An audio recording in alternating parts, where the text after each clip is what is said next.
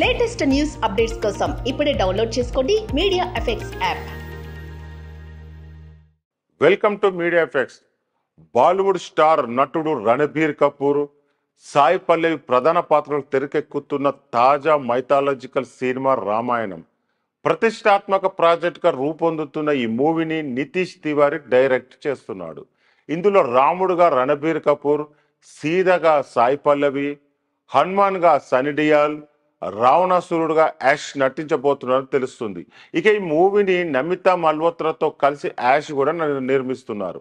ఇక తాజాగా ఈ మూవీ గురించి వారిద్దరు మాట్లాడుతూ, ఇందులో మేము ఎటువంటి ప్రయోగాలు చేయడం లేదు, మా చిత్రం రామాయణ ఇతిహాసానికి నిజాయితీగా నమ్మకమైన అనుకరణగా ఉంటుందని యాష్ నమిత్ చెప్పారు.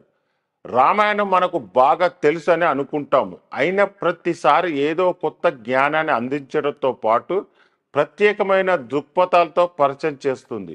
ఈ కాలాతీతమైన ఇతిహాసాన్ని సిల్వర్ స్క్రీన్ పైకి తీసుకురావడమే మా లక్ష్యం. ఇది గొప్ప అద్భుతంగా ఉండనుంది.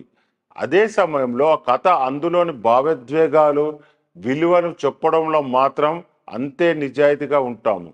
రామాయణాన్ని ప్రపంచంలో పంచుకోవడానికి సాగే ప్రయాణం మీదని యశ్ చెప్పారు.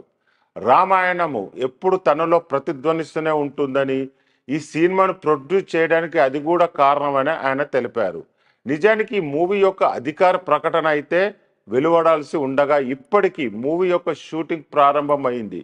త్వరలో దీనికి సంబంధించిన అన్ని వివరాలు వెల్లడి కానున్నాయి.